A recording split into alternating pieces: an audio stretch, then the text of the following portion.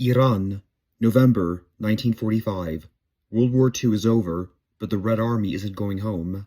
While British and American forces pack up and leave, Soviet troops dig in across northern Iran. Within weeks, a Soviet-backed breakaway state appears in Iranian Azerbaijan, then another in Kurdistan.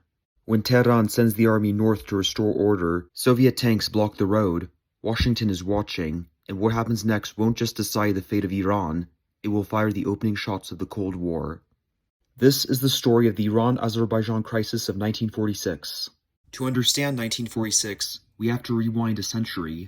Throughout the 1800s, Iran, known to the West as Persia, sat at the center of the Great Game, the imperial rivalry between Tsarist Russia and the British Empire. Russia pushed south toward India.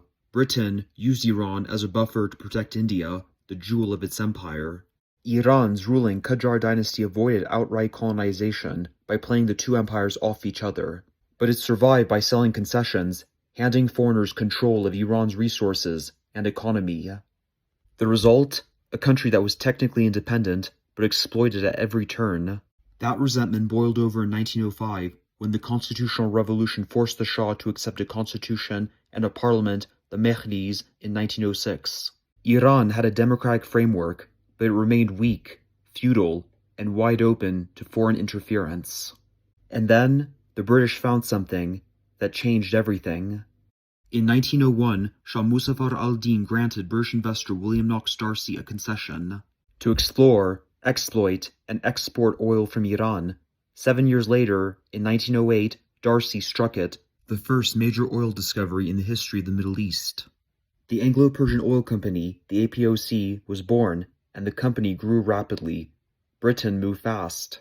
On the eve of World War I, the British government bought a controlling stake, just as the Royal Navy switched from coal to oil. Winston Churchill called Iranian oil a prize from fairyland. For Iran, minimal income and no access to the company's books for reasons of national security. Out of the chaotic state of the Qajar dynasty rose a military strongman, Reza Khan, an officer of the Persian Cossack Brigade.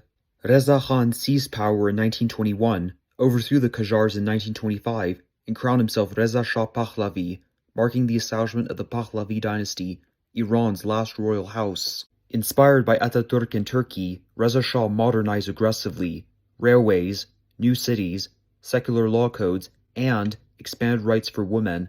But make no mistake, this was an authoritarian state. Opposition was not tolerated. One more thing. In 1935, Reza Shah asked the world to stop saying Persia. Iranians had always called their country Iran. Now the world would too. When World War II broke out in Europe, Reza Shah declared Iran neutral. The Allies didn't buy it.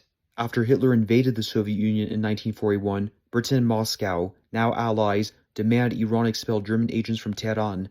Iran refused. In August 1941, British and Soviet forces invaded. To protect oil supplies and overland shipping routes to the USSR, the Soviets took the north, including Azerbaijan province. The British took the south. They divide and jointly occupied the country. American engineers soon arrived to run the Persian corridor, pumping Lend-Lease supplies through Iran to the Soviet front, aid that proved critical to defeating Hitler and to Soviet victory in World War II. The Allies deposed Reza Shah and installed his 21-year-old son, Mohammad Reza Pahlavi, to the throne. And, in 1942, the Allies signed a treaty with a crucial promise: all foreign troops out of Iran within 6 months of the war's end. At the Tehran Conference in 1943, Churchill, Roosevelt, and Stalin reaffirmed it. Iran's independence and territorial integrity would be respected. Japan surrendered in September 1945. The clock started ticking. Deadline: March 2nd, 1946. Britain and America honored the deal and began withdrawing. The Soviets, on the other hand, stalled. Officially, they cited security concerns for the Baku oil fields. Unofficially, Stalin wanted leverage, above all an oil concession, to match Britain's in the south. Then things escalated. In November 1945, anti-government demonstrations erupted across Azerbaijan, organized by the Communist Tudeh Party, with Soviet backing. Tehran sent troops. The Red Army turned them back, at gunpoint. In December, the hammer fell. The Soviets announced the establishment of the Azerbaijan People's Government in Tabriz, led by the revolutionary Jafar Peshvari. Days later, a second breakaway state, the Kurdish Republic of Mahabad, under Qaji Mohammed. From Tehran's perspective, Iran was disintegrating in real time. And in London and Washington, alarm bells rang. Was this about oil, or was Moscow building satellite states, the same playbook unfolding in Eastern Europe? If Iran fell into the Soviet bloc, then Iraq and Turkey could follow.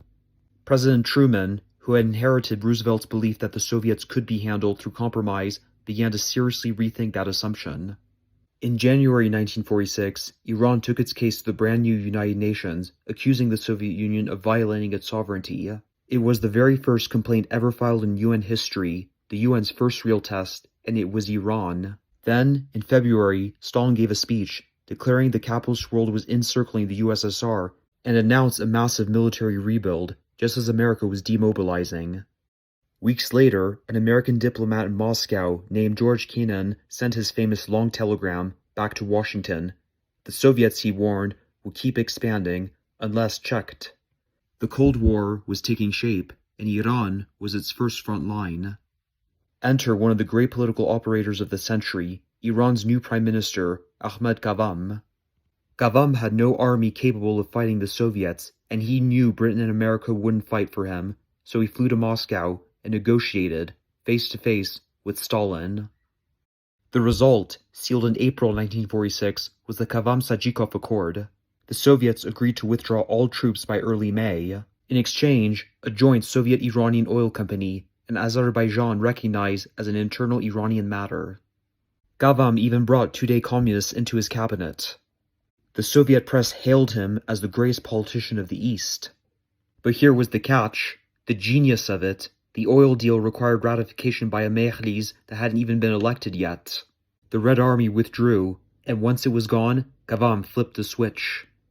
He sacked the two-day ministers, disowned the separatists, and sent the Iranian army north. In December 1946, government forces rolled into Tabriz against light resistance.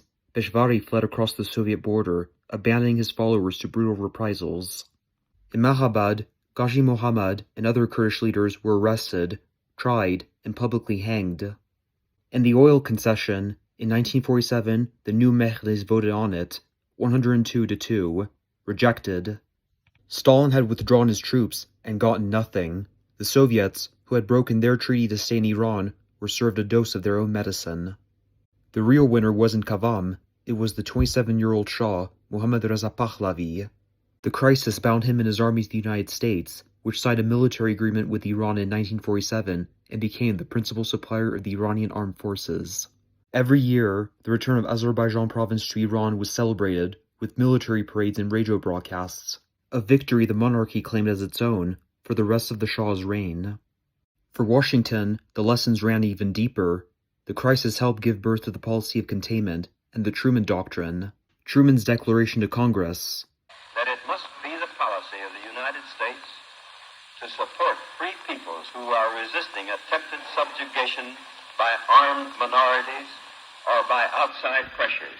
For the next 30 years, Iran stood as a pillar of the West in the Cold War, until the Shah's growing power and the growing unpopularity of his regime ended in the Revolution of 1979, and the theocratic regime that rules Iran to this day. And the struggle over Persian Gulf oil that started it all. Just look at today's headlines about the Strait of Hormuz. Some crises never really end. The Cold War didn't begin on the Elbe River or Berlin. Arguably, it began in Tabriz, in Iranian Azerbaijan.